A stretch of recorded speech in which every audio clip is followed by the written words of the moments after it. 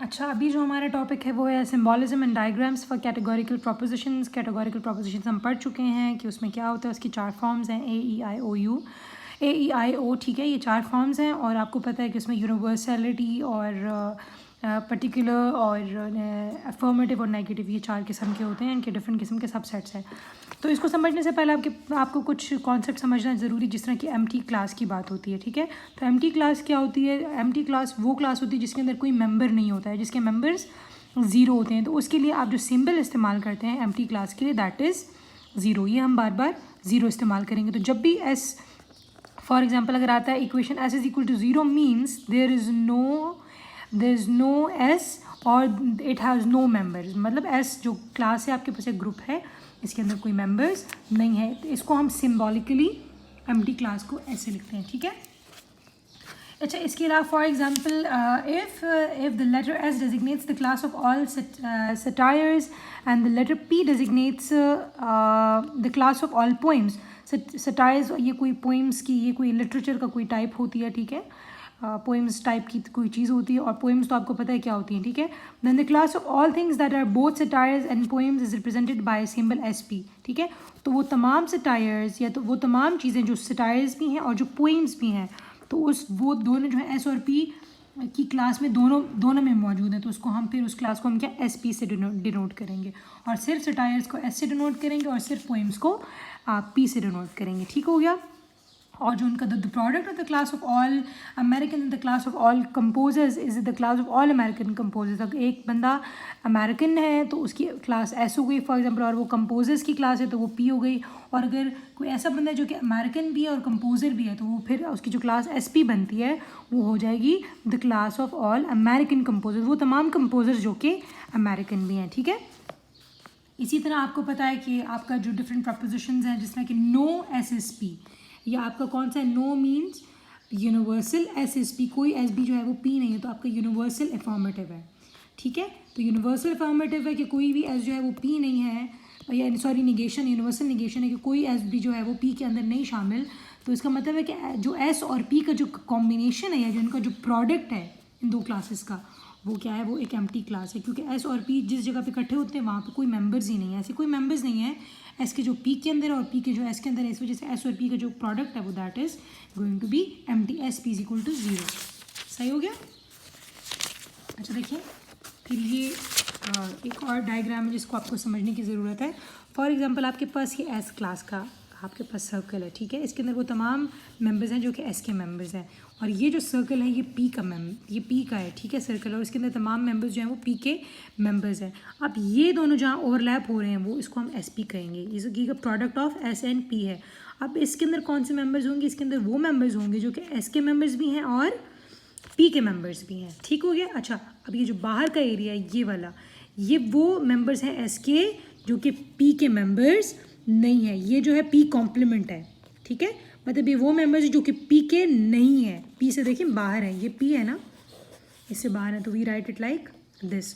और ये जो मेंबर, ये जो क्लास है ये P की सारी ये तो S के अंदर है, लेकिन ये जो इसके अलावा ये वाली क्लास है S और ये वाला P, इसका क्या मतलब है कि ये वो है मेंबर्स हैं P के जो कि S का हिस्सा नहीं है, ठीक हो गया। तो ये SP वो जो कि दोनों में है, ये वो जो S जो सिर्फ S में और P में नहीं है, और ये वो हैं P के मेंबर्स जो कि सिर्फ P में हैं और S में नहीं है। अच्छा, अब आप कैटेगोरिकली आपके जो डिफरेंट फॉर्म्स थे उनको आप कैसे रिप्रेजेंट करेंगे? अब ये टाइप A है आपका कैटेगोरिकल, वो क्या है, all of S is P, के तमाम जो S हैं वो P के अंदर मौजूद है। तो देखिए, और इसका मतलब ये भी बनता है कि जो S P से जो बाहर का है, S के वो मेंबर्स जो P से बाहर हैं वो सारे के सारे देखिए 0 है। एम्प्टी क्लास यहाँ पे कौन सी है?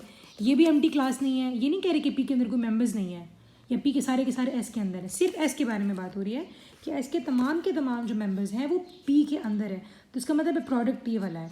तो ये वाला प्रोडक्ट एरिया क्या है? ये फील्ड, ये जो है आपका एम्प्टी है। एम्प्टी का मतलब ये नहीं कि एम्प्टी क्लास है, एम्प्टी के लिए हम उस क्लास को शेड करते हैं। तो ये जो शेडेड एरिया है वो एम्प्टी है। तो एम्प्टी एरिया कौन सा है? SP वाला, ये वाला एरिया एम्प्टी है। SP is equal to empty. देखिए, तो we draw it like this, ठीक है।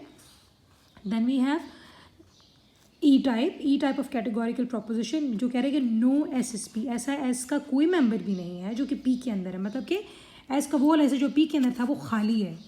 तो देखिए, इसको आप लोगों ने क्या कर दिया है, शेड कर दिया। तो अगर ये शेडेड है तो ये एस पी है ना, ठीक है। तो एस का वो हिस्सा, ऐसा एस, ऐसे एस के मेंबर जो कि पी का हिस्सा नहीं है वो ज़ीरो हैं। तो ये इसके बारे में बात हो रही है। ये देखिए, ये जो है आपका क्या हो गया, वो एस के मेंबर्स, एस के वो मेंबर्स जो कि पी का हिस्सा नहीं है वो क्या हो गए, ये वाले। अभी हमने पढ़ा ना, ठीक है। देखिए ये, अच्छा फिर नेक्स्ट आपके पास क्या है, आई है, सम एस इज पी। ऐसे मेंबर्स हैं एस के कुछ ना कुछ, एस के जो कि पी के मेंबर्स हैं, एस के भी मेंबर्स हैं और वो पी के भी, सारे के सारे नहीं कुछ। तो जो इनका प्रोडक्ट है उसमें देखिए हम लोगों ने एक्स लिखा हुआ है, ठीक है। इसको हम ये भी कह सकते हैं कि जो एस और पी है वो नॉन ज़ीरो है। मतलब ऐसा नहीं है कि या खाली है, अगर खाली होता तो फिर तो शेडेड होता, फिर हम ज़ीरो लिखते ना। लेकिन ये क्या है, एस पी जो प्रोडक्ट है वो खाली नहीं है बल्कि वहाँ कुछ है, तो इसको हम नॉन ज़ीरो लिखेंगे, ठीक है। It's not an empty class, it's non empty class. और फिर फोर्थ वन आपका है O, some of S is not P. ऐसे कुछ ना कुछ एस के मेंबर्स हैं जो कि पी के अंदर नहीं है। तो we are talking about this, ये वो मेंबर्स हैं एस के जो कि पी के अंदर नहीं है, यहाँ पे नहीं है, प्रोडक्ट के अंदर नहीं है।